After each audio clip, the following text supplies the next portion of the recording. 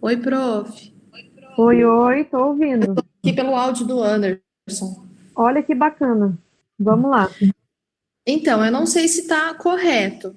Uhum, Eu fiz primeiro com os meus avós, né? Por parte da minha mãe, e com os meus avós por parte do meu pai. Como que você quer que eu descreva? Desde o início aí em cima? isso, desde o início, só para a gente entender a sua família em si, tá? Eu olhando Tá, aqui, eu já sei mais ou menos, mas só para a gente entender. tá. Então aí, com 55 anos, né? Meu avô faleceu com 55 anos. Aí eu coloquei aqui a causa do falecimento. Não sei se é dessa forma, infarto agudo do miocárdio, e ele Uhum, também era diabético. E uhum, faleceu em 1983. Ele era casado, né? A minha avó, ainda viva, com 91 anos. Ela é hipertensa, diabética, tem DPOC e tá vivíssima da Silva. uhum, Ela teve, os dois, né, casaram, tiveram 4 filhos. O mais velho, com 72 anos, uma mulher de 70, a minha mãe, no caso, 68 anos, e um homem de 66, mais novo. certo. Agora, aqui do caso da parte do meu pai, parte paterna. O meu avô faleceu, né, com 83 anos, em 2013. Ele tinha Alzheimer e AVC. A minha avó faleceu com 82 anos, no mesmo ano, de AVC. Uhum, Dois tiveram 2 filhos, né? No caso, o meu pai, mais velho, 68 anos, e o irmão dele, meu tio, 66 anos. certo. Aqui no caso, esse filho aqui, no caso, meu pai, casou com essa filha aqui, no caso, minha mãe, 68 anos. Os dois moram juntos, por isso esse traço em vermelho. Uhum, e ali embaixo, contínua. Isso, perfeito. Isso. O matrimônio deles ocorreu em 78, 1978. A minha mãe, aqui eu coloquei o nome dela, e ela tem insuficiência cardíaca progressiva e ela é portadora de marca-passo. Uhum, Aqui o nome do meu pai, e ele é apenas dislipidêmico, não tem nenhuma outra doença crônica. certo. Aí os dois casaram, tiveram 2 filhas. Minha irmã, 41 anos, né, agora, e eu, 35 anos. Uhum, Aí aqui eu casei com o Anderson, 36 anos, matrimônio em 2010. uhum, E aqui eu coloquei o traço em verdinho, né, porque daí nós moramos juntos. certo. Aqui, minha irmã casou-se, aqui o matrimônio em 99. Ela se separou, fiz um tracinho só, porque não houve divórcio ainda, se separou em 2018. E o esposo dela tem 42 anos, ele tem hipotiroidismo e hipertensão. Os Uhum. dois tiveram 2 filhos, né? Um menino com 20 anos e ele tem uma menina com 12. Os dois têm hipotiroidismo. Olha Aí só. coloquei o tracinho aqui por causa da relação entre o pai e o filho, né? Conturbada, né? Não sei se é dessa forma. E aqui Conflitiva, né? Eles têm um conflito, conflito. Aham. conflito. E aqui dele, da minha sobrinha, interrompida, porque os dois não se falam desde a separação do casal. Ah, interessante. Muito E bacana. aqui o tracinho, né, que a minha irmã mora com os 2 filhos. Olha, ficou muito interessante, perfeito, bem completo. A única coisa que faltou, não é que faltou, que só foi um detalhezinho importante, é que a gente tem até 4 gerações, né? Não tem problema. Uhum. Ótimo. Só faltou destacar quem seria o paciente no caso aí. Só. No caso, Então, eu esqueci de colocar a flechinha. Aí eu teria que colocar uma flechinha aqui, né? No caso, minha mãe. isso. Mas A ficou minha dúvida perfeita. A minha dúvida é, eu fiz esse familiograma aqui, nessa data, 12/3. Só que Uhum, ele pode ser modificável, né? Então, assim, pode. vamos supor que eu tô atendendo minha mãe, faço a flechinha aqui nela, ela que começou, que descreveu todo esse histórico aqui, e aí no mês seguinte eu atendo a ela novamente e tem alguma alteração nesse familiograma. Como que eu descrevo? Eu tenho que fazer um novo ou eu vou detalhando aqui? Bom, então, o que provavelmente você pode fazer? Você tem as duas opções. Fazer um novo, talvez seria aconselhável, né? Porque senão você vai ficar puxando traço, ponto, ponto, traço, traço, ponto. Um exemplo, tá? Ou você pode Uhum. aproveitar o mesmo desenho, esquema, o mesmo gráfico, e você altera a data. Você faz uma observação, né, que o familiograma foi alterado ao dia tal, tal, tal, por exemplo. Uhum. Tá. Aí, por exemplo, vou dar um Mas ficou exemplo. muito bacana mesmo. E Então, é assim, vou dar um exatamente exemplo. Anderson Ai, e Anderson, né? Vocês gostam de Anderson. pois é. Ei, professora, eu fiquei numa dúvida, eu vou dar um exemplo drástico que eu quero que não ocorra, é lógico, mas, por exemplo, vamos supor se o meu pai ou a minha mãe, alguém faleça. E Uhum, aí, por claro. exemplo, um deles vai morar com a minha irmã. Aí Uhum. eu tenho que fazer um novo traço. Por isso que eu pensei, será que eu faço um novo ou eu faço um novo traço em cima de tudo isso? Isso. Não, nesse caso, vamos supor que você já fez o círculo da residência, quem mora com quem, até essa data, né? Se isso Uhum. veio a ocorrer, vai lá colocar que fulano faleceu, igual você fez ali em cima, bonitinho, né? E a diferença é que daí você vai ter que provavelmente fazer um outro, por quê? Porque a coabitação vai ser diferente, É. entende? Porque senão, assim, vai ficar um traço sobre traço, e daí a pessoa que for ver o familiograma vai pensar, mas nossa, né? Quem que tá com quem aqui? Quem que estava morando com quem até tal data? Ou, por outro, você pode fazer uma identificação de cores, tá? Mas Uhum. eu ainda sou da opinião que você talvez faria um outro. Tá bom. É isso. Muito bacana. Parabéns, parabéns pelo desempenho, parabéns pela tentativa, né? E agora você já sabe como montar. O mais interessante foi você nos propiciar não só, né, os antecedentes da família, senão que ambas as irmãs gostam do nome Anderson. Professor, e nasceram no mesmo dia, viu? 7 anos de diferença. É mesmo, é? Aham. Tá vendo?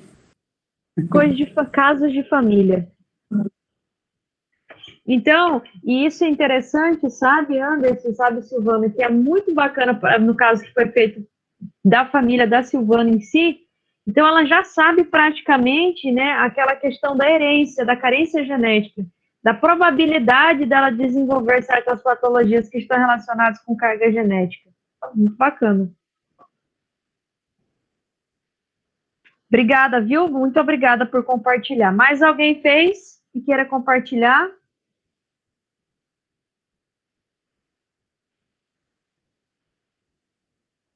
Quando o silêncio habita essa tela, Professor? oi, ai meu Deus, eu até levei um susto, menino, diga. Oi. Deixa eu tirar uma dúvida, posso? Claro. Quando é natimorto, desenha alguma coisa? Quando é natimorto, você lembra o que a gente colocou em natimorto? Não lembro, professor. Aqui, ó. Vou mostrar para você aqui. Opa.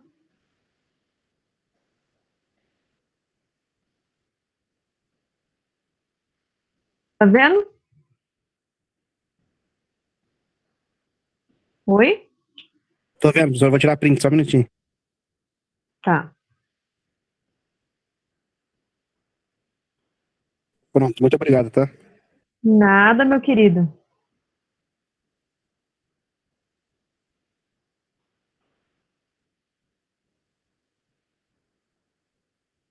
Bom, pessoal, muito bom dia a todos mais uma vez, né? Para quem chegou agora, para quem estava em Nárnia ou para quem estava descansando a beleza. Hoje é sexta-feira, dia 19 de 3 de 2021. né? Nós vamos continuar a nossa aula, que foi até semana passada, onde a gente comentou sobre ciclo vital individual, tá? E agora a gente vai entrar, conversar sobre ciclo vital individual, ciclo vital em relação família, mas eu não sei se eu comentei, se foi com essa turma aqui que eu comentei com vocês, que eu peguei o caso de uma pacientezinha psicopata, diagnosticada psicopatia na criança. Não? Pois então deixarei para as cenas dos próximos capítulos. Vou contar para vocês depois desse caso. Conta logo, professora. Para de ser curiosa, menina. Eu não consigo, é mais forte que eu. Como é que é teu nome? Vanessa, Vanessa, você nasceu quando? em 2000. Não. Mês? Ah, em março. Bom, já conto. Calma lá que nós vamos chegar nisso aí. Dizem que a gente tem que falar agora em espanhol, nem em portunhol. Aliás, que vocês já têm que os alunos estavam reclamando aí porque estavam falando em português. Ou porque o professor tem que dar aula em castelhano. Mas, eu até, depois de estar um pouco longe assim, vou dizer para vocês que o meu espanhol, o meu castelhano fica um pouco mais dificultado, tá bom? Mas a gente vai mesclando aí, certo? Comentei semana passada com vocês em relação ao ciclo vital individual, tá? Falei para vocês que Erik Erikson foi ele, senhor, o mastro e o maestro, que identificou cada uma das etapas em que nós vivemos. Desde o momento do nosso nascimento até o momento, né, da nossa melhor e terceira idade, ou mais que 65 anos, ou 60 anos para mais. E cada uma dessas etapas que a gente comentou, somente as etapas, elas apresentam características positivas e características negativas. E que às vezes nós não conseguimos desvincular uma etapa para com a outra. Como assim, professora? Às vezes, se eu tive uma etapa de latência, por exemplo, que é o período escolar, que não foi muito boa, ou que não aconteceu muita coisa positiva na minha vida, eu vou ter sérias consequências numa outra etapa de vida, como a etapa da adolescência, por exemplo, né? Então, o que é que acontece? Cada etapa tem o seu ponto positivo, mas também tem o seu ponto negativo. E agora nós vamos descrever todas essas etapas, tá? Da primeira, que é a etapa da fase oral, até a última, que é do adulto maior. Então, vamos lá. La primera etapa, como se llama, sería nuestra etapa incorporativa, ou seja, a fase oral. Professor, o que a gente tem aqui nessa fase? Essa fase, ela vai desde o nascimento hasta, que seria a 1 ano de idade, ou seja, desde o nascimento até a criança completar 1 ano. E o que significa? Nessa etapa, gente, é muito comum que a criança, ela dependa de forma absoluta do seu meio. O que é o seu meio? A sua mãe, a família, e que ela acredita, mesmo sendo um ser tão pequeno e ingênuo, que ela precisa, né, e ela necessita com que os parentes, lhe proporcionam, né, um cuidado, e que esse cuidado seja contínuo, seja consciente e seja adequado à sua necessidade. Nada mais que aquela sensação de confiança básica. E aí diz que isso traduz uma esperança e um otimismo frente a cada processo dessa vida.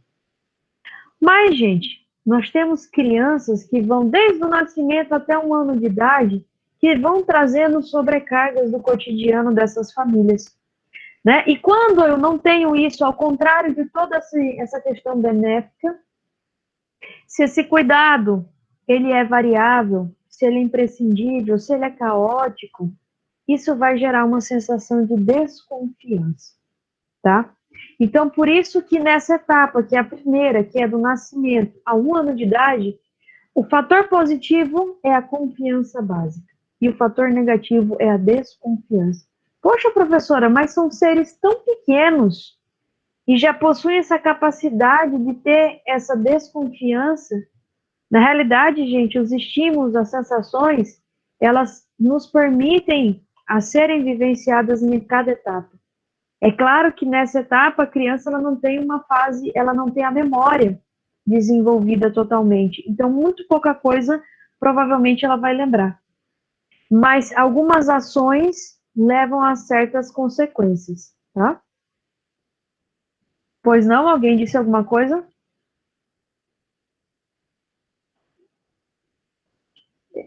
Alguém levantou a mão, gente, ou algo do tipo?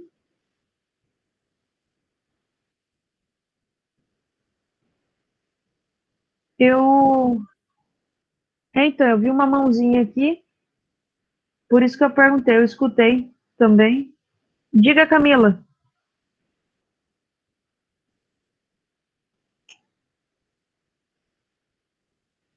Oi? Etapas de Eric Erickson. Aham, sim. Tem algo a ver com a parte de Freud? Como assim parte de Freud? Se as etapas.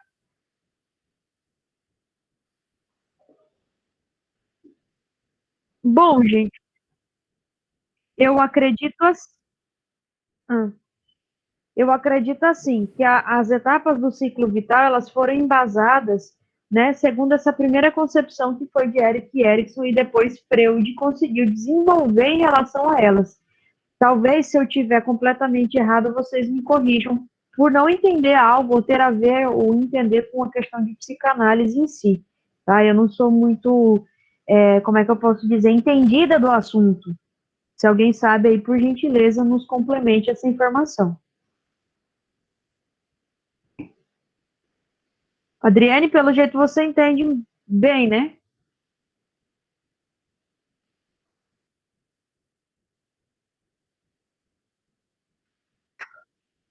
E são as embasadas em relação a esse ciclo vital individual, né? Uhum, perfeito.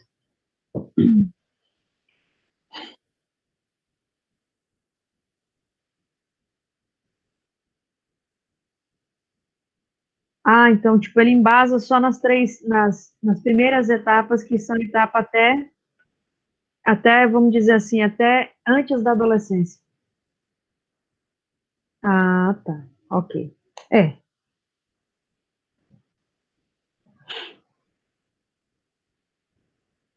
A segunda etapa, né? A segunda etapa evidenciada aí por Eric Erickson. Eu sempre falo o nome dele por justamente estar relacionado ao fato de medicina da família, tá? Até peço perdão por não conhecer muito essa outra área da psicologia em si, mas é porque eu não me atenuei aí a fim. Bom, essa etapa, a segunda etapa da niñez temprana, que seria a fase muscular anal, é a fase que vai de 1 ano até os 3 anos. Bom, essa etapa, gente, é onde a criança ela tem a noção de autonomia, começa a ter uma noção de autonomia. Então, à medida que essa criança ela é capaz de controlar os seus esfínteres, a partir do momento em que essa criança começa a usar os seus músculos para fazer, né, para se mover, para vocalizar, a criança tem uma sensação de ser autônomo, tá? A parte dos seus pais. Então, aquela questão de eu consigo, eu faço, eu já sei. Se, claro, né, se essa criança, a gente diz que há uma sensação de muito controle, aquele pai, aquela mãe, aquela família que é muito protetora, que é muito envolvida, engloba aquela criança que parece que falta pôr numa bolha, que se, meu filho não pode andar ainda, porque se ele andar ele vai cair, vai machucar, né? Essa criança, ela passa a ter o quê? Ela passa a ter sensações como ser avergonhado, começa a ser avergonhado frente a todo e qualquer fracasso. Pode, nessa etapa, surgir alguns sentimentos de vergonha, de dúvida, de insegurança, tá? E isso ser o ponto negativo de tudo. Então, a gente diz que o ponto positivo da fase muscular anal seriam nada mais que a etapa da sensação de se ter uma vontade própria. Ok? Eita! Tá tudo bem, gente, nada aconteceu, só o ventilador que caiu aqui que o cachorro derrubou, tá? Então, é a sensação de ter a vontade própria. E o desenlace, que então a gente considera positivo, é a questão da autonomia, e o desenlace negativo é da vergonha e da dúvida. Aqui é muito comum aqueles pais que geralmente só vão ter um filho, filho único, e que tem aquela característica de serem pais superprotetores, tá? Não que isso, é claro, todas as crianças vão desenvolver a sensação de vergonha e dúvida. Não isso.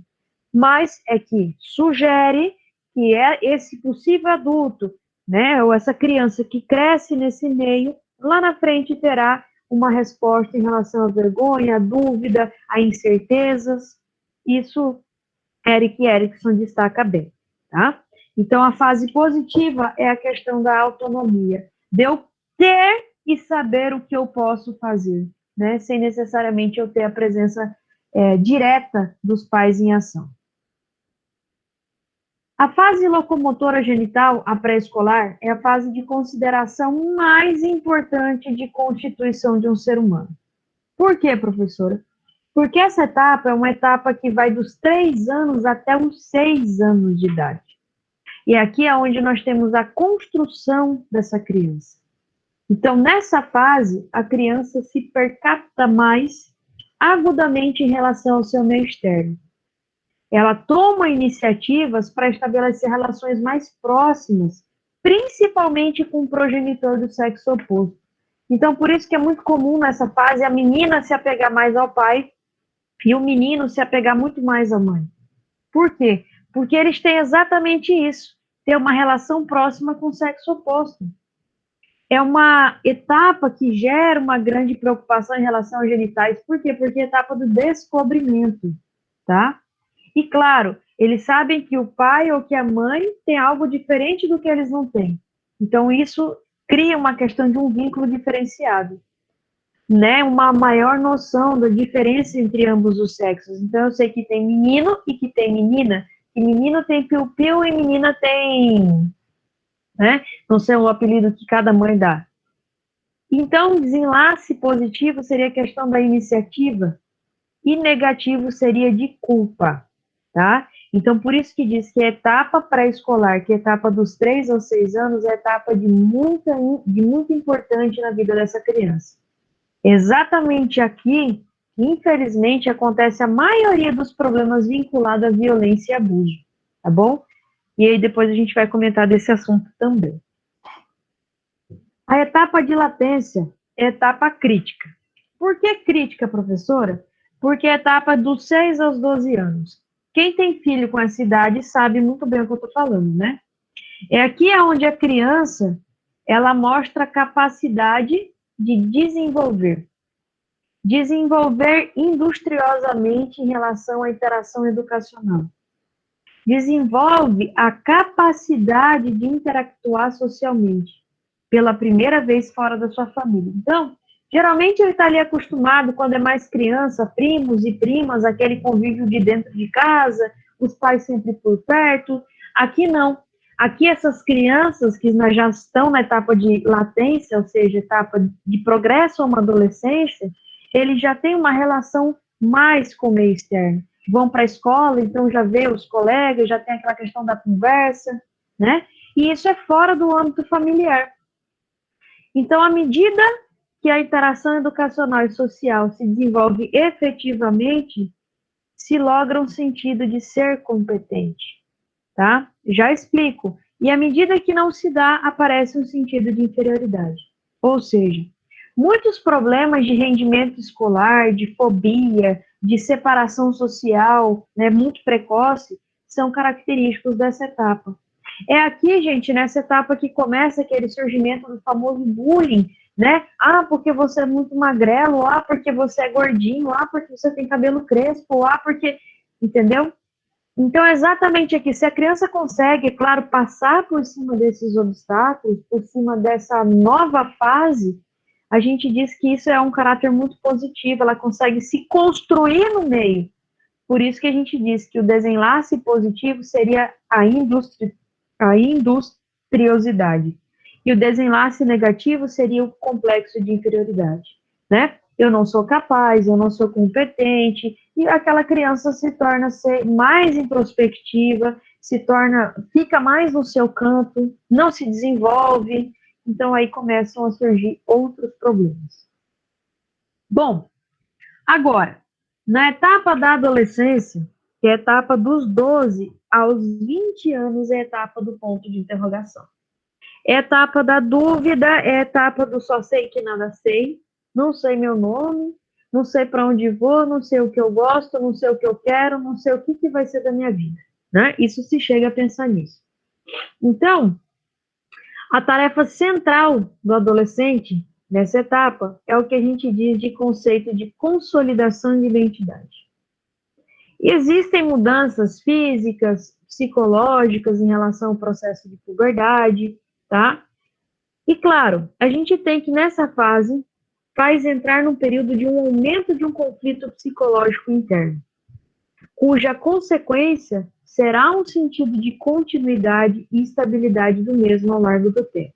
É normal que apareçam as dúvidas, os conflitos, mas com o amadurecimento, com os anos, né, esse adolescente ele possa ir centrando as suas ideias e estabelecendo melhor aquilo que quer. Isso não são para todos, é claro. Mas, infelizmente, quando não alcança esse objetivo, que é a estabilidade, né, ao largo do tempo, Erickson diz que é a famosa síndrome de difusão da identidade. Como assim, síndrome da difusão da identidade? São aqueles possíveis e potenciais adultos que não sabem o que querem, não sabem o que são, não sabem o que gostam, não se definem, né? E vivem da forma na qual cada um tem a sua e acha que é melhor, tá? Então, assim, fixar o próprio gosto, interesse, valor, princípio é um modo de crescer. Então, aqui o jovem delimita você a si mesmo, dos seus pais e sua família. Como assim, professora? É muito comum, gente, a etapa dos 12 aos 20 anos, que essa etapa da adolescência, eles vão ter um período que vão querer ficar mais sozinhos, mais reclusos, vão querer sair de casa, vão querer desbravar o mundo lá fora. É claro que isso não cabe a todos, né? Por isso que ele sempre destaca a característica positiva e negativa. Positiva é a questão da identidade, de saber quem eu sou, o que eu quero ser, como eu faço, como eu não faço. E negativa a difusão, a dúvida, que vai ser sempre algo constante e completo. Então, é uma etapa muito conflituosa, é uma etapa onde a maioria das crises geram aqui, né, as crises que seriam crises existenciais, por assim dizer, a maioria dessas acontecem nessa etapa. E é claro, uma etapa de adolescência não bem desenvolvida gera consequência na etapa do adulto jovem. Por quê? Porque dos 20 aos 40 anos, né, se crê que o adulto entra para formar parte da sociedade e desempenhar um papel em relação ao trabalho, a relacionar, né, com uma pareja. Muitas das vezes, a maioria das pessoas que chegam nessa idade, eles tentam formar o quê? Uma família. Então, o poder de compartilhar uma família em desenvolvimento da capacidade da intimidade, tá? É a tarefa central dessa etapa. Aqui também é meio complexo, gente. Por quê? Eu não sei se vocês sabem, mas existem muitas pessoas, hoje em dia a gente diz mais do que antes, né? Que existem e que são seres de dúvida. Eu atendi uma paciente há um tempinho atrás, na qual ela me falava assim, eu acho que eu tô ficando louca. Eu disse, mas por quê? E ela tinha seus quase 30. Eu falei, mas por que você tá ficando louca? Doutora, eu tinha me separado do meu ex-marido, deixa eu até sair aqui para comentar com vocês isso aqui. Porque acontece, tá, gente? A gente tem que saber lidar, tá? Para alguns, Vitória, a etapa se estende mais aos 20, né? Infelizmente. Por isso que eu digo, se uma etapa não for bem consolidada, provavelmente você vai levar como carência ou herência, né, para outra. Mas, voltando ao caso clínico, essa minha paciente, ela disse para mim assim, professora, eu gostava muito do meu ex, mas a gente veio de um relacionamento muito conflituoso e tal, e a gente separou. A gente viveu 8 anos junto e a gente se separou. Eu tive um relacionamento, Ele também teve um outro relacionamento, ambos tiveram um relacionamento, mas, né, eu não parava de pensar nele e eu queria voltar com ele, eu tinha alguma expectativa ainda, eu tinha sentimento. Bom, eu não sou psicóloga, eu não sou psiquiatra nem nada, né, mas a minha vontade foi dizer para ela, era sentimento de convívio, de falta ou era realmente amor? E aí, o que ela fez? Ela terminou com a pessoa com quem ela estava e voltou para esse antigo relacionamento. Só que quando ela voltou para esse antigo relacionamento, por várias circunstâncias, que teve traição no meio, foi bem complexo, ela passou a viver infeliz. E ela viu que realmente aquilo que ela entrou para viver não era aquilo que ela esperava viver. Porque ambos traziam cicatrizes muito complexas do passado. E isso gerou um conflito tão grande na cabeça dela, né, essa dúvida, que ela pensou até em suicídio. E foi ao ponto que ela foi me procurar porque ela já não aguentava mais. Então, gente, para vocês prestarem atenção, como é complexo, às vezes, lidar com certos pacientes, no sentido de que eles não vão simplesmente buscar a saúde física, senão que a saúde mental, a saúde emocional. Nesse caso dessa paciente, vocês pensam o quê? Né? Qual seria o conselho de vocês? Falando sério, tá, gente? Sem brincadeira assim, de foi safadeza, ou é isso e aquilo. Né? Porque a gente não pode julgar o outro. Mas o que vocês diriam?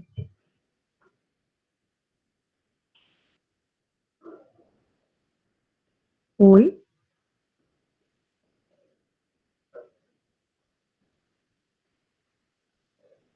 Terapia, né? Foi a mesma coisa que eu disse. Mas vocês acham que isso significa que... A mesma pergunta que ela me fez, eu vou fazer para vocês. Você acha que isso significa que ela amava a pessoa ou que ela só queria voltar a experimentar para ver se era diferente, como uma confirmação do que ela já sabia? Primeiro, ela precisa entender os sentimentos, as emoções, porque às vezes a pessoa está apenas acomodada, acostumada a viver naquela relação, né?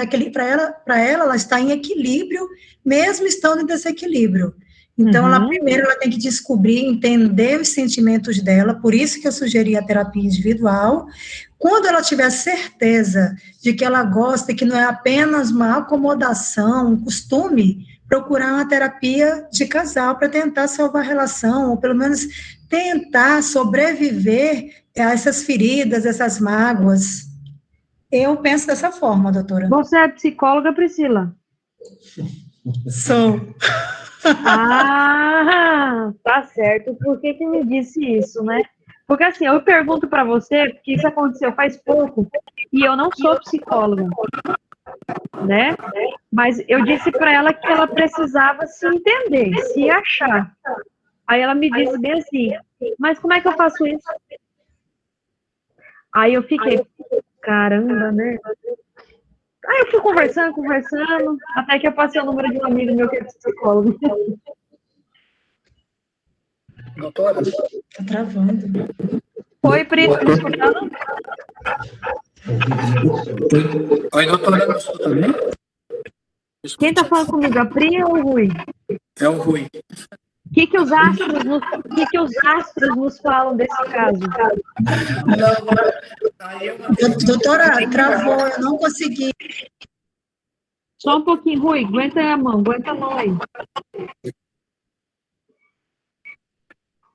Oi, pessoal, alguém desliga o áudio, o Rui desliga um pouquinho, só para eu terminar de concluir com a Pri aqui. Eu disse assim, Pri, ela me fez uma pergunta, como eu consigo me entender, né? Como eu consigo me achar? Como eu não sou psicóloga, não sou terapeuta, eu passei o número de um amigo psicólogo, porque assim, às vezes, você como médico, você não sabe qual é o conselho ou qual é a conduta que você vai ter, mas isso eu explico para vocês, gente, que acontece muito no cotidiano, né? E às vezes a gente não sabe lidar, por isso que eu te perguntei se você é psicólogo.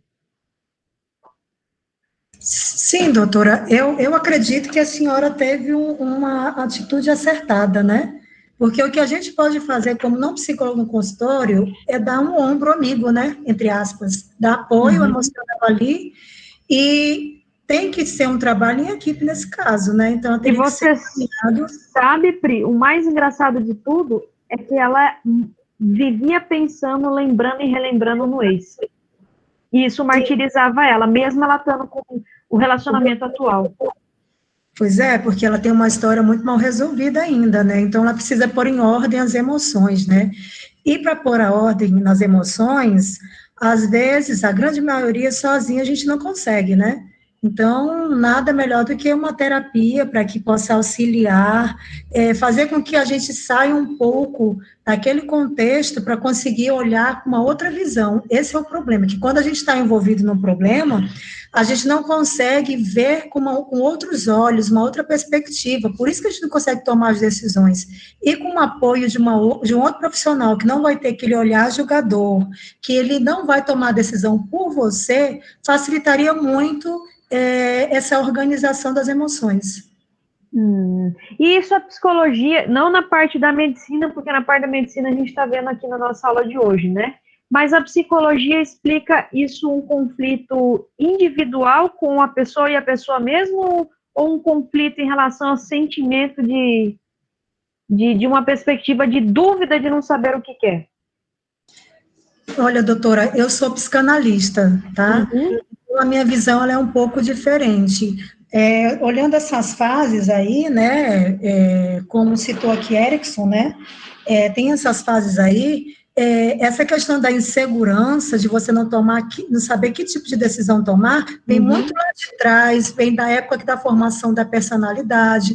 Então, essa questão de ser inseguro em relação aos seus sentimentos, a tomar que decisão, vem muito lá de trás. Então, tem todo um histórico, tem a história da família, das relações. Então, está muito ligado lá atrás também, tá, doutora? Não é algo momentâneo, entendeu? Está muito ligado à infância. A gente valoriza muito essa questão da infância, da formação da personalidade e das relações que ela teve naquela infância, né?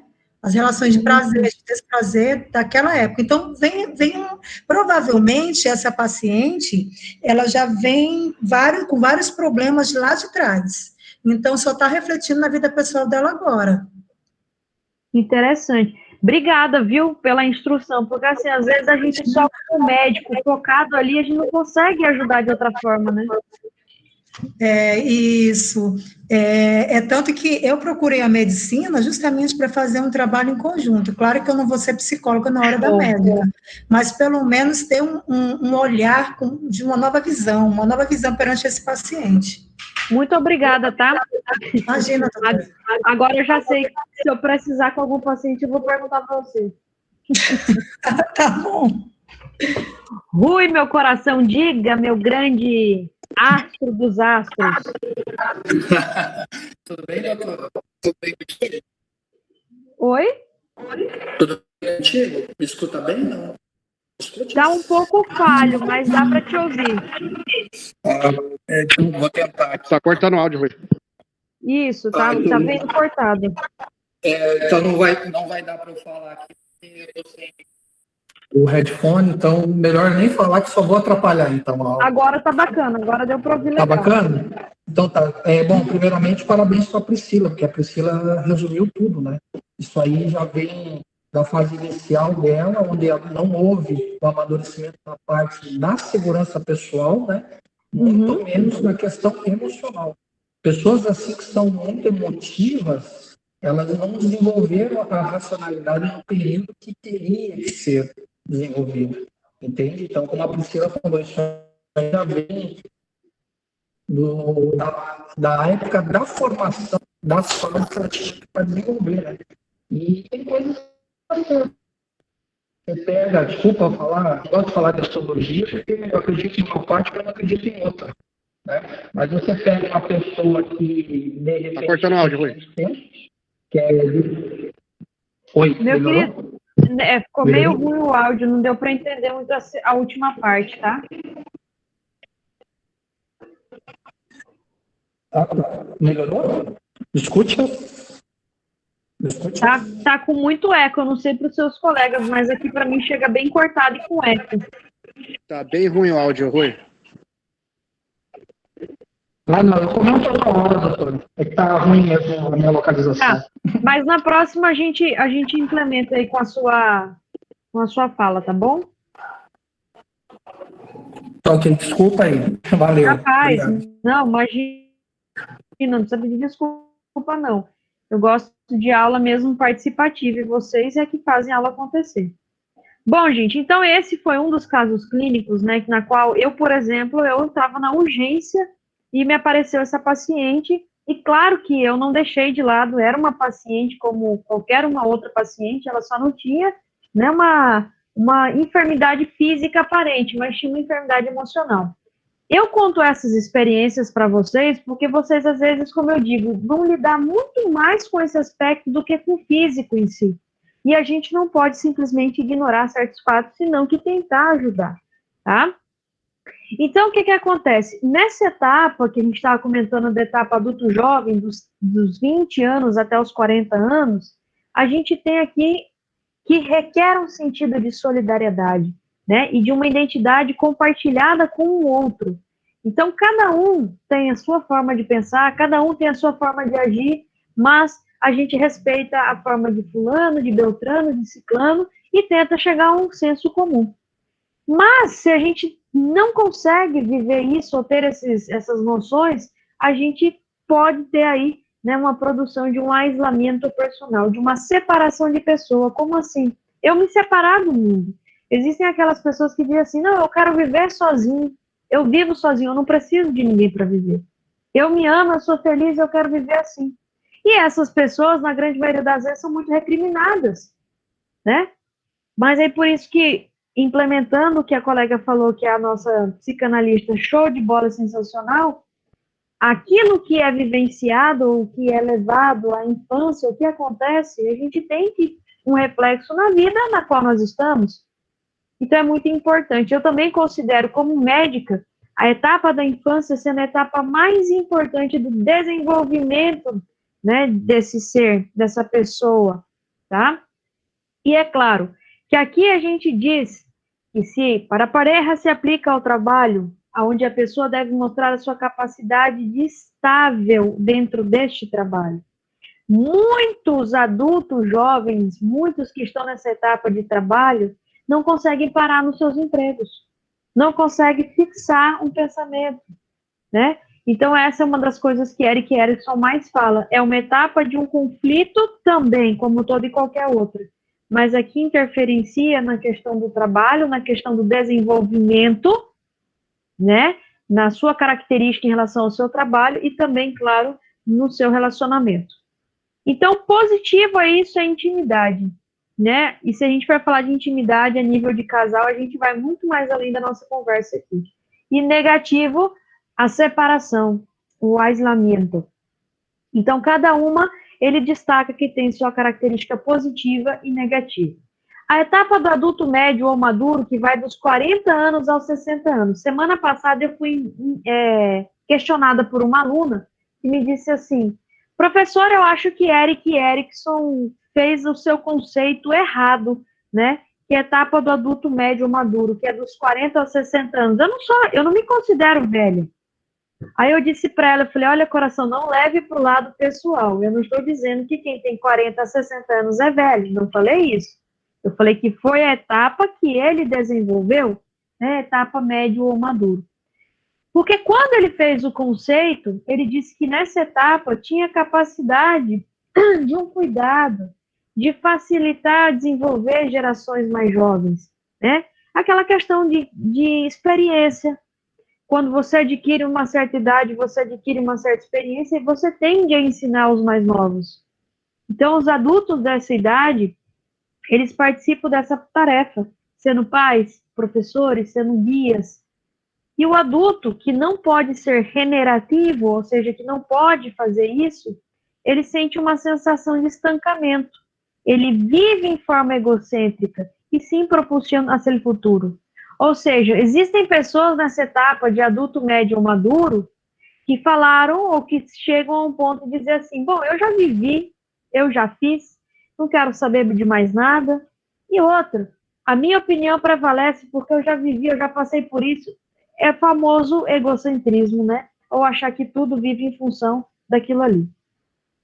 Mas ele disse que Erikson disse que planteia com que os adultos médios necessitam a los niños.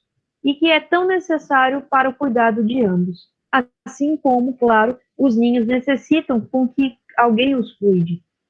Então, o desenlace positivo seria a regeneratividade e o negativo a autoabsorção. Como eu digo, aqui não estamos falando que são pessoas que chegam com 45, 50 anos e que são considerados vô e avó, né? Senão aquelas pessoas que são transportadoras de princípios e de valores pelo fato de já terem vivido um pouco mais, de ter uma carga um pouco maior. Mas ela ficou meio me questionando na aula passada, como se ele tivesse colocado que as pessoas nessa faixa etária aqui já eram vô e vó e não tinha consideração de fazer mais nada de propensão à vida. E não é isso, tá, gente? Ele só destacou a questão de princípios e valores. E, claro, negativo a autoabsorção, porque seria uma questão de parar por aqui, né? Tudo que eu fiz até aqui já tá bom, certo? E a última etapa que ele considera, que é a etapa do adulto tardio, adulto maior, é dos 60 anos para frente. Então, ele diz assim, que à medida com que o adulto completa o ciclo, né, de ter vivido, de ter passado, e assegura com que viva cada geração seguinte, cada um dos que vão passando em sua família, mas eles chegam aí ao tema final do ciclo vital. Significa que a integridade repousa na aceitação da sucessão das gerações, e claro, e da finitude da vida natural. Então, o que nós temos aqui? Que a fase final, gente, é considerada final a fase, tá? Não estou falando que é fim da vida. Que a fase final implica no desenvolvimento de uma sabedoria e de uma filosofia transcendente de vida. Pelo contrário, se não se adquire essa noção de integridade, né, a gente tem aí que a desesperação, a desesperança e o temor e a morte se apresentam como resultado de uma vida irrealizada. Então, aqueles que chegam nessa etapa e que dizem assim, poxa, eu deveria ter feito, eu deveria ter agido, né? Hoje eu já não tenho mais como mudar minha vida, e passam a ser desestimulados. Ah, eu tô aqui, minha filha, olhando para o céu esperando a morte chegar. Né? Então, muitos pacientes, vocês vão ver na atenção integral ao idoso, em um dos temas que a gente vai falar aqui também, que é exatamente dos 60 anos para frente que a gente começa a trabalhar com eles essa questão de evolução de vida, né? É tirar esse tabu e esse conceito de que chegou nessa etapa de fim de vida. Poxa, enquanto há vida, nós temos que fazer por ela, fazer por onde. Então, aí a gente traz aí que o desenlace positivo é integridade e negativo é desesperança, que a grande maioria, né, conta mais com negativo do que com positivo. Então, meus filhos, foi o que Erik Erikson propôs em relação ao ciclo vital individual. E o que ele disse? Que o ciclo vital individual, ele age de forma direta e indiretamente em relação ao ciclo vital familiar. Por quê, professora? Porque o ciclo vital familiar é uma coisa que você está vivendo com um conjunto de pessoas, com aquele sistema que é família. E individual que cada um de nós passamos em nossas fases. Ele enfatiza que a família, ela recorre a um processo de desenvolvimento na qual se distinguem etapas ou fases que são marcadas pela ocorrência de acontecimentos significativos da vida. Então, que o ciclo vital é um processo em que a família atravessa desde a união da pareja, desde lá do matrimônio, onde tudo começa, para uma vida comum até a morte de ambos os progenitores ou dos descendentes que vão lhe dar continuidade. Então, falando do nosso ciclo vital familiar, nós temos que, por definição, que o ciclo vital familiar é uma sequência ordenada e universal, prescindível aonde nós temos a solução de tarefas de uma fase anterior, que facilita a superação de uma fase posterior. O principal valor radica em identificar tarefas específicas que deve desempenhar a família em cada uma de suas fases, de maneira que se uma delas não se completam, algumas tarefas podem surgir problemas de funcionamento com o efeito das etapas subsequentes, tá? Então, isso é muito importante. Né? Quando a gente, é o que o famoso ditado popular diz, se a gente não fecha um ciclo de vida, é impossível a gente começar outro. Agora, se a gente emenda pela rabeira tudo, aí vai virando sempre uma bola de neve. E ele destaca que dentro do ciclo vital familiar, a gente fala de uma coisa muito importante chamada de acontecimento vital, que nada mais é que um feito de particular significado que incita a mudança na vida do indivíduo e ao grupo da família como um todo. Pode produzir modificações na estrutura, no funcionamento familiar, implica ajustes de padrão e gera novos mecanismos de enfrentamento para incorporar novas situações. Exemplo, nascimento de um filho ou morte de um cônjuge. Em relação a isso, gente, a gente sabe que são acontecimentos da vida, mas que a gente, às vezes, não está preparado para que isso aconteça. Tá? Eu, por exemplo, já tive casos de paciente que tiveram a perca da mãe, moram hoje em dia atualmente com o pai tem uma madrasta, por exemplo, mas que ainda não tem aceitação de tudo que aconteceu. E que aquela família, por um motivo ou por outro, não teve ainda aquela questão de uma conversa ou de resolver esse assunto para poder prosseguir na vida. Né? Por mais que a gente sabe das fases do luto, mas isso ficou guardado. E que sempre vem à tona em um determinado momento da vida. Né? Que falta todo mundo faz, isso é fato. Mas a gente tem que saber viver a ausência. Então, as tarefas, as funções e os possíveis conflitos, eles estão todos aí envolvendo esse ciclo vital familiar.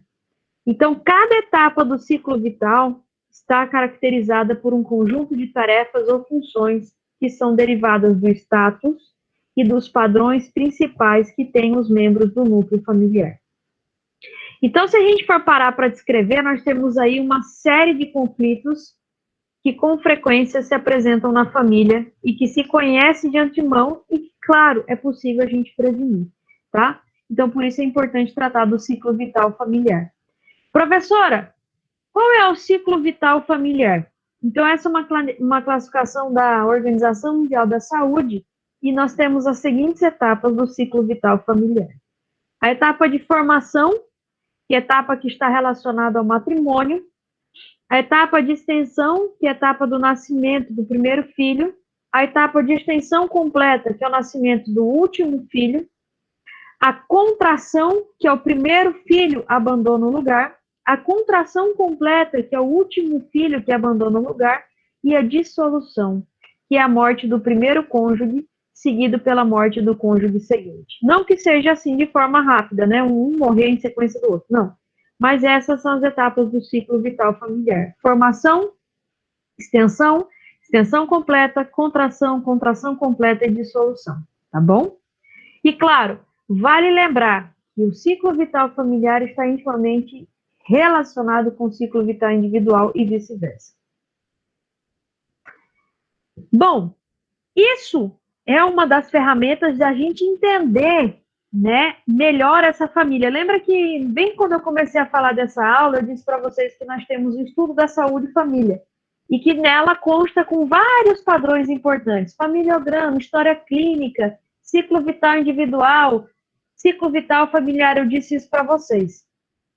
E um dos assuntos que também a gente pode fazer para um estudo melhor do ciclo vital dessa família, do estudo da saúde dessa família, é o Apgar familiar. Prof, mas Apgar não é aquilo que faz ao recém-nascido nos seus primeiros minutos de vida? Claro, nós temos o Apgar que está relacionado ao recém-nascido, né, que é uma avaliação que a gente faz no primeiro minuto e no quinto minuto de vida. Mas depois a gente fala disso. Aqui em Medicina da Família, é um questionário de 5 perguntas, que busca sempre evidenciar o estado funcional da família. Saúde! Tá? Funcionando como uma escala na qual a gente entrevista e na qual o entrevistado coloca a sua opinião a respeito do funcionamento da família para alguns temas que são chaves, considerados marcadores das principais funções da família. Então, o Apgar familiar nada mais é que a gente pode dizer que um instrumento simples para que a gente passe a conhecer a perspectiva de cada um ou de cada membro dessa família. Então, a gente caracteriza sendo um instrumento de origem recente assim, né, gente? Recente entre aspas, tá? Mas foi desenhado em 1978 pelo Dr. Gabriel. Deixa eu só fechar aqui a porta que meu cachorro vai começar a latir, porque chegou gente aqui rápido. Ao vivo é assim, né, gente?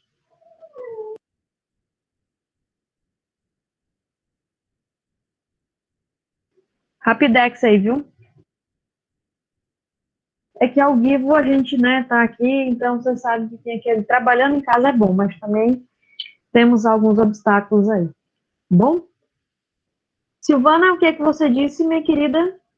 Nessa fase aumentam muito os índices de suicídio, segundo pesquisas.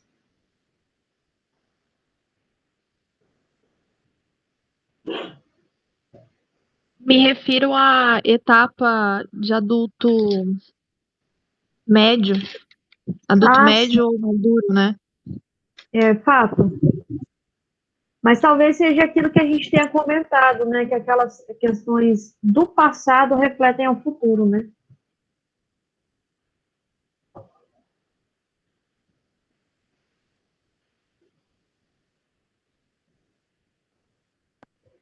Bom, meus queridos, então, como eu estava comentando com vocês, o Apgar familiar é um instrumento de uma origem recente entre aspas, né? Ele foi lá descoberto, descrito em 1978 pelo Dr. Gabriel, da Universidade de Washington, e ele embasou a sua experiência como médico de família, né? Ele foi na prática do seu cotidiano. E ele propôs a aplicação desse teste como instrumento para as equipes de atenção primária, tá? Em relação à aproximação, análise da função familiar. Porque, às vezes, para nós, médicos, perguntarmos muito a fundo em relação à família, talvez os pacientes fiquem meio chateados, né? Achem que a gente é muito, como é que eu posso dizer, está sendo muito entrão. Então, para não haver esses problemas e complicações, a gente pode usar essas ferramentas. E nada mais é que se basa na premissa no que os membros da família percebem no funcionamento de sua própria família. E eles podem manifestar o grau de satisfação com o cumprimento de seus parâmetros básicos, tá? Chamado de Apgar familiar, por quê? Porque é uma palavra fácil de recordar o nível dos médicos, dado a familiaridade com o teste de caráter universal da avaliação do recém-nascido, que foi proposto pela doutora Virginia Apgar, tá? Quando a gente for falar de saúde do recém-nascido, eu vou explicar para vocês como é que funciona o Apgar, mas é uma avaliação que nós médicos fazemos com a criança no primeiro e no quinto minuto de vida. Então, é uma palavra fácil, e ele resolveu utilizar esse mesmo termo para fazer esse teste, essa autoaplicação. É uma avaliação rápida e fácil. Então, por que a gente utiliza? Para evidenciar a forma em que uma pessoa percebe o funcionamento de sua família em um determinado momento. O registro dessa percepção é particularmente importante no contexto com a prática ambulatória, na qual não é comum com que os nossos pacientes ou usuários manifestem diretamente os seus problemas familiares. E, pelo contrário, é difícil encontrar profissionais de saúde especializados em abordar certos temas, que foi o que eu conversei agora ali. Às vezes a gente não sabe, né, abordar certas temáticas, porque a gente, por mais que a gente tenta ser um todo, é muito difícil. Só que esse instrumento, os integrantes que fazem parte da equipe da ATS, eles podem conseguir uma primeira aproximação com a identificação daquelas famílias, tá? Aquelas famílias que apresentam problemas conflitivos, ou até mesmo disfunção familiar. E o propósito é dar seguimento, orientação, remissão oportuna e adequada nos casos que for necessário. Aí, né, a gente só enfatiza por que a gente utiliza o Apgar familiar, o que a gente pretende com isso, né? Ver as circunstâncias como um todo. Como assim, professora? Avaliar essa família, essa função familiar em várias circunstâncias circunstâncias relacionadas a uma gravidez, a uma depressão pós-parto, a condição alérgica, hipertensão arterial, ajuda, né, no estudo de promoção da saúde e segmento da família. E, claro, para identificar, né, também é muito importante todo e qualquer conflito. É fácil, é rápido, né, a gente diz que quando o nível de escolaridade do nosso paciente permite, ele mesmo faz o teste. Eu não preciso ler as perguntas e ele só vai respondendo, tá? Então, os componentes que estão dentro desse APGAR é, primeiro, a adaptação.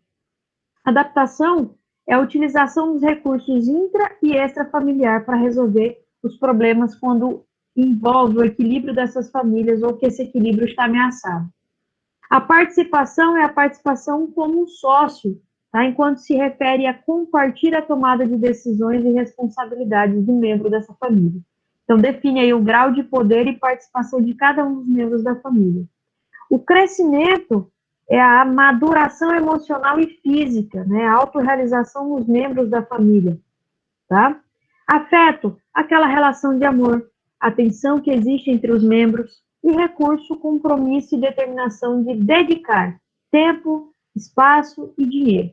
Então, esses são os componentes fundamentais do APGAR familiar. E aqui é a pergunta, aqui são as 5 perguntas e vocês podem fazer essa autoavaliação, tá?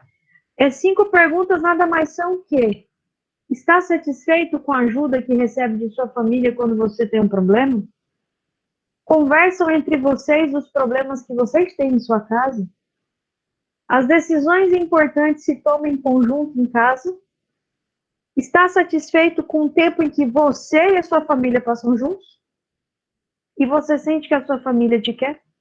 Então, essas são as 5 perguntas básicas referidas ao APGAR familiar. E é claro, dependendo da resposta, a gente já tem aí as, como é que eu posso dizer, as considerações para que esse nosso paciente em questão diga se ele está realmente satisfeito ao ambiente que ele vive ou se por um motivo ou por outro há uma insatisfação que possa gerar ou levar a certos problemas, tá? Então, tá aqui, ó. É uma tabelinha na qual o paciente ele vai marcar 0, 1 e 2. Então, a gente diz que as famílias que são altamente funcionais, lembra que a gente não usa mais o termo da dinâmica familiar, família normal e anormal, é família funcional. Elas vão de 7 a 10 pontos. Famílias moderadas funcionais, elas vão de 4 a 6 pontos. E famílias severamente disfuncionais, de 0 a 3 pontos. Tá? Simples, rápido, e você consegue ter uma resposta do seu paciente frente à posição com a família. Outra coisa importante que eu quero que vocês utilizem, essa aqui nem tanto, né? Essa aqui é mais quando a gente sabe que o paciente já chega com um conflito instalado.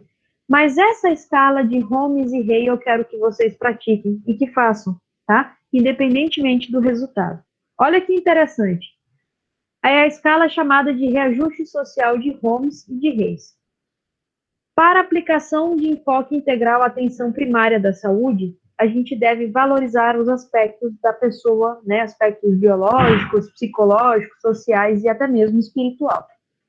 Dentro desses aspectos psicossociais, encontramos o estresse como um fator que pode desencadear a enfermidade através de processos complexos que podem involucrar o sistema endócrino, neurológico e imunológico. Ou seja, Holmes e Hay, eles nada mais, né, descreveram aí em 1967 que toda e qualquer situação, né, todo e qualquer aspecto, eles podem influir sobre o estado de saúde. E eles falaram que isso naquela época, a gente falava de estresse, hoje é muito mais, né? E eles falavam que o estresse, fora o tabagismo, fora o etilismo, fora o uso de drogas, era o fator que mais prejudicava o ser humano. Imagine, isso há anos, hoje em dia, então, potencializou. E eles criaram essa escala. São 43 perguntas, 43 itens, né? Perguntas sobre eventos cotidianos da vida. E aí, claro, a pessoa ela vai respondendo de acordo com a pontuação. Já eu mostro a tabela, tá? E o que eles postularam?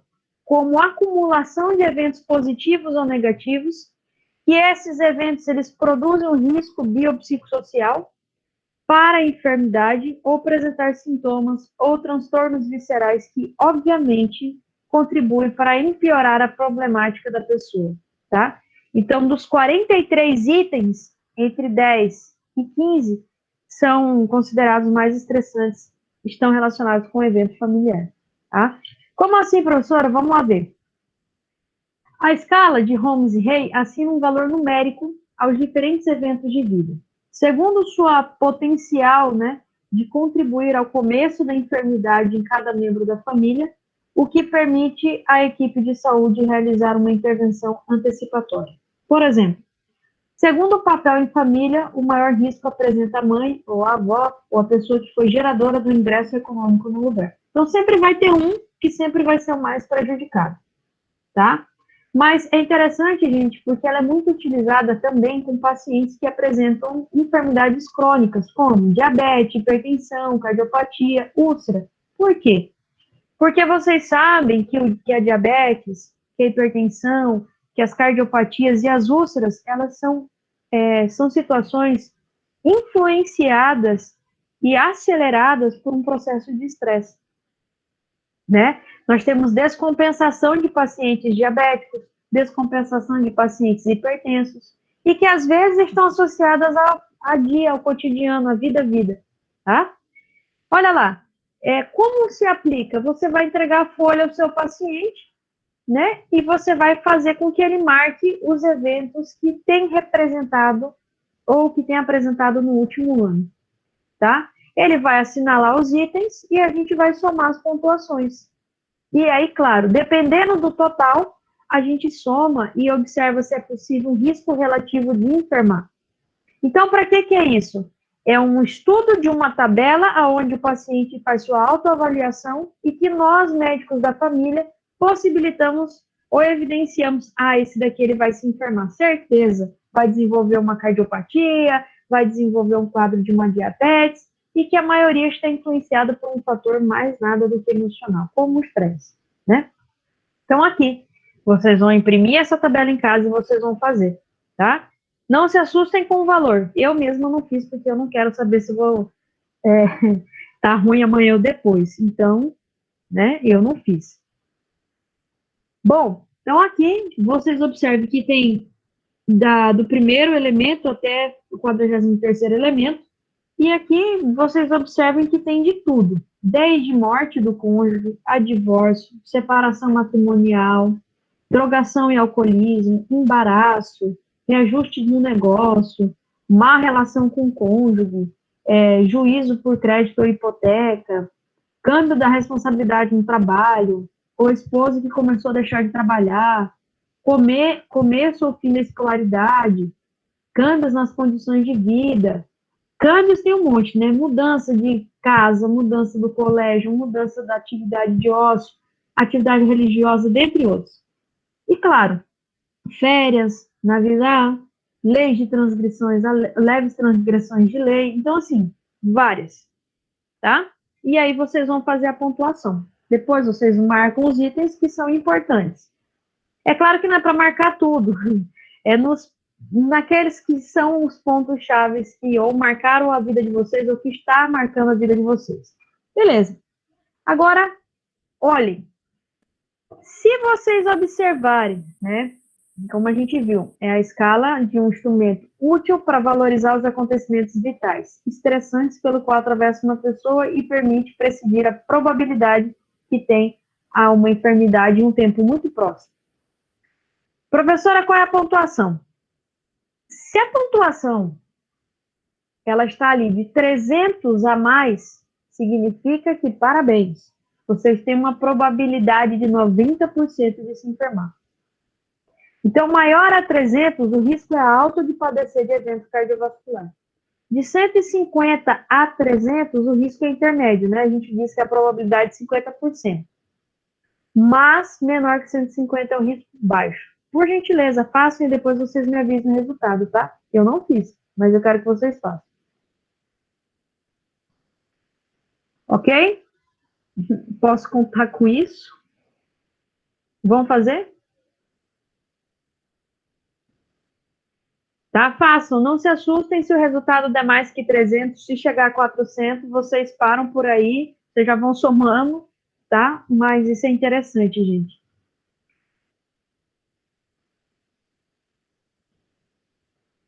Falamos na nossa aula acho que foi planificação familiar, né? O que era conserreria. Agora a gente só vai introduzir um pouquinho mais ao texto aqui, tá? Quando a gente fala de educação para a saúde e conserreria, a gente diz que a Organização Mundial da Saúde define a famosa educação para a saúde como uma atividade educativa desenhada para ampliar o conhecimento da população em relação à saúde e desenvolver os valores e habilidades pessoais que promovem a saúde. Então, o que entra na educação para a saúde? Dar apoio, prover informação adequada, realizar conserreria, ajudar a ver os temas de saúde mais claramente, corrigir, né, crenças que interferenciam com o cuidado do paciente, aliviar temores, ajudar o nosso paciente a encontrar o seu padrão enquanto o próprio cuidado, ou seja, você com você mesmo e a responsabilidade próxima a tudo isso. Então, educar para a saúde é fácil, é simples, né? E a gente pensa que não, mas tem um alto poder no nosso nível primário, né? Tem um alto escalão na nossa atenção primária de saúde, tá? Então, a gente diz assim, que a realidade é que as principais causas de morbimortalidade atual na sociedade industrializada se relacionam estreitamente com o comportamento e com o estilo de vida de cada um de nós indivíduos, tá? E, claro, isso pode ser modificado através de educação para a saúde e recomendações preventivas. Então, estudos demonstram que as mudanças de hábitos se relacionam com a diminuição da morbimortalidade. Claro, gente, como eu digo sempre aos meus alunos, a gente tem que lembrar que os nossos pacientes, eles não têm a mesma visão que a nossa. Que os nossos pacientes talvez não tenham o mesmo conhecimento que o nosso. Ah, professora, tem internet, mas tudo bem. Não é sempre com vários fatores que acontecem no nosso dia a dia cotidiano que a gente vai se ligar um detalhe a outro. Então, por exemplo, de uma enfermidade coronariana, um câncer, uma enfermidade de transmissão sexual ou certos acidentes, eles estão intimamente relacionados à conduta dos pacientes, tá?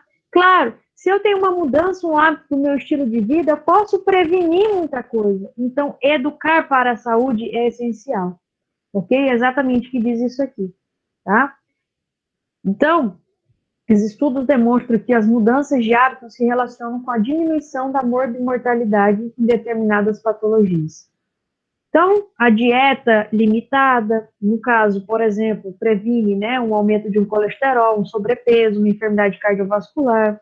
A lactância materna exclusiva, né, proporciona a essa criança várias coisas, sendo que elimina alguma infecção gastrointestinal, anemia ferropênica no primeiro ano de vida, atividade física, seja ela moderada ou regular, previne o sobrepeso, hipertensão, diabetes, deixar de fumar, diminuir o risco de padecer de várias enfermidades, evitar o consumo de álcool ou de qualquer outra substância tóxica ao conduzir, né, ao dirigir, ao fazer uma atividade aquática, por exemplo, diminui a porcentagem, a probabilidade de acidente.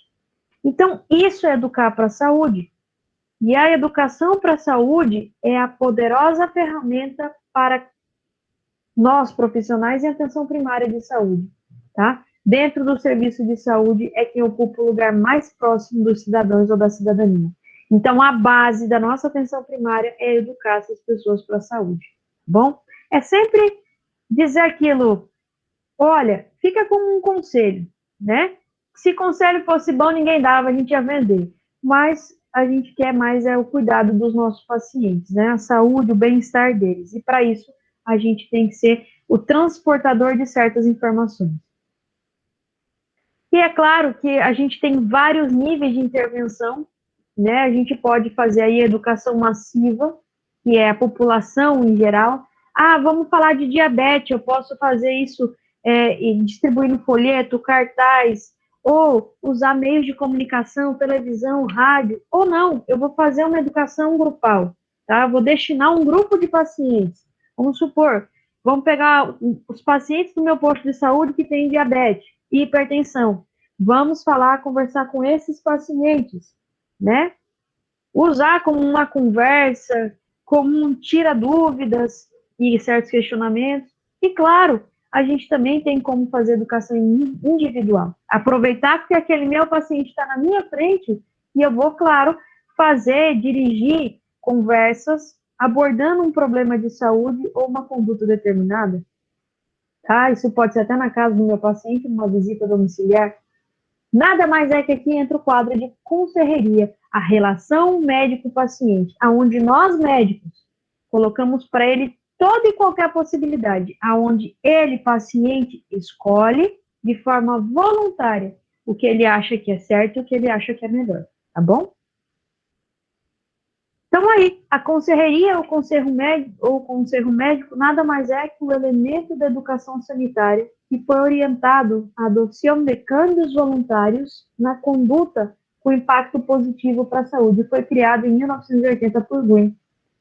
Então, nada mais é que o diálogo, a interação nossa com o nosso paciente, tá? E vale lembrar, claro, que isso vai estar de forma direta relacionado com conduta, sendo aí um impacto muito positivo na saúde desse paciente, tá? Então, se considera os conselhos ou recomendações preventivas como uma estratégia fundamental para melhorar a saúde na comunidade. As bases, né, dessa conselheria, elas são várias. Por quê? Porque é muito seguro, a gente não vai colocar em risco a saúde do nosso paciente. É de muito baixo custo, porque não requer uma alta complexidade, é só uma simples conversa, mas que tem um impacto populacional grande, tá? E os resultados são melhores ainda quando se trata em relação à morbimortalidade, ok?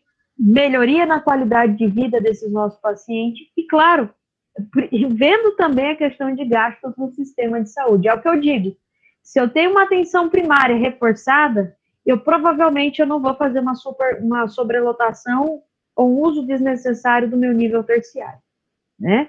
Então, ali a atenção primária é o recurso-chave de tudo, tá? Bom, sempre, gente, a gente tem que informar o nosso paciente, de forma verbal ou escrita, aquilo que ele precisa entender ou aquilo que nós queremos que ele entenda, tá? E, claro, sempre, de todas as maneiras possíveis, mostrar a ele e falar com ele sobre toda e qualquer informação relacionada ao seu processo patológico. E dizer que é necessário com que ele tenha câmbios, com que ele possa mudar. E isso a gente só vai fazendo se a gente educar, se a gente aconselhar e se a gente motivar. Tá bom? Ele pode, sim, iniciar um processo de mudança, isso só depende dele. E, claro, a necessidade de mudança também é muito importante, tá? Então, a gente diz assim, que tudo é possível, basta uma simples conversa. O que é interessante, gente? É interessante que, eu não sei se vocês já ouviram falar, mas existe um modelo chamado de modelo transteórico de Proksta. O que é isso, professora? É um processo de várias mudanças, né, que foi criado por esse modelo, que o médico ele tem como uma ferramenta que permite trabalhar junto com o paciente em relação aos hábitos mais saudáveis. Esse modelo propõe mudanças na conduta, né, sejam aí espontâneos ou também sejam por indicação médica. E a gente tem aí o que a gente chama de pré-contemplação, contemplação, preparação, início e ação, mantenimento e a manutenção e a regressão. Por quê? Porque os nossos pacientes, eles atravessam várias fases do modelo transteórico de Proksta. Vocês já vão ver o que é. Sempre, nós médicos temos que fazer o primeiro passo. O passo é diagnosticar em que etapa se encontra o nosso paciente. E aí a gente começa a fazer as intervenções adequadas. Como assim, professora? Olha lá. Eu tenho pacientes que geralmente eles estão em pré-contemplação. O que é aquele paciente que está em pré-contemplação? É aquele paciente que não vai mudar nada. Ele diz para você, doutora, a senhora pode falar para mim que eu deixar de tomar minha cerveja, fumar meu cigarro e deixar de comer meu churrasco, eu vou melhorar. Mas eu já vivi muito tempo assim, para que eu quero mudar? Então, esse é um paciente em pré-contemplação. Ele não pretende modificar o comportamento. Aí é claro que você não vai insistir com esse paciente. Contemplação é aquele paciente que pensou em modificar, mas ele não sabe como.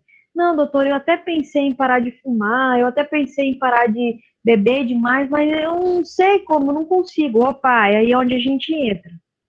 Preparação é aquele paciente que está buscando informação para saber como modificar. Não, doutor, eu pensei, eu tô vendo as melhores formas, a senhora pode me ajudar, o que eu posso fazer para eu mudar?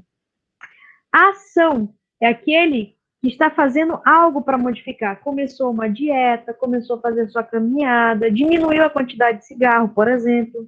E a manutenção é aquele paciente que está mantendo a sua mudança de comportamento. É aquele que diz, ó, nós estamos há 3 meses assim, né? E ele está ali, firme e forte naquele objetivo, tá? Mas eu já aviso vocês que a maioria dos pacientes, principalmente os mais idosos, eles estão em fase de pré-contemplação e não muda. A não ser que a conversa seja muito boa e o apoio familiar, principalmente, né, seja reforçado, tá bom? Essas são algumas perguntas, não que vai cair em prova, coisa e tal, mas é só para a gente praticar um pouco mais essa unidade 2 em relação a ferramentas básicas para o trabalho com famílias, tá bom? Algumas perguntinhas básicas. Alguma dúvida? Algum questionário? Espero que vocês tenham gostado, né? Nós temos aí várias ferramentas na medicina da família que a gente pode estar utilizando com os nossos pacientes, umas mais eficazes, outras menos. Mas eu deixo de tarefa de casa, como diz lá na escola, tarefa de casa para vocês é vocês fazerem a autoavaliação de vocês. É vocês descobrirem se vocês têm probabilidade de se enfermar. Como assim, professora? Fazendo uso da escala de Holmes e Reis. Alguma dúvida?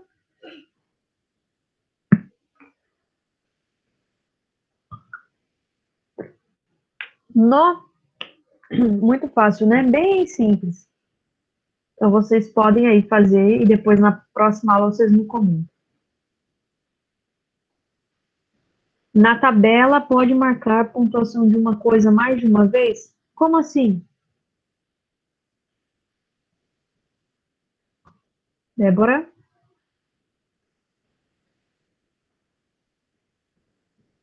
Em casos de morte, então, ali já diz de uma forma contextual, né? Por exemplo, mas se for, vamos supor, que a pessoa casou 2 vezes e nessas 2 vezes, né, os 2 maridos ou os 2 fatos aconteceram de novo, claro que sim. Você vai somar a quantidade de pontos que foi importante para você, tá?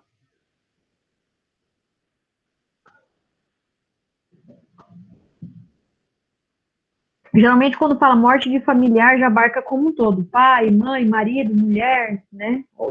Se bem que na tabela acho que está separada a morte do cônjuge, né? Do parceiro ou da parceira. Certo? Meus filhos, um bom final de semana para vocês. Fiquem com Deus, se cuidem, tá? Se previnam, não saiam de casa. Até a nossa próxima aula, se Deus quiser.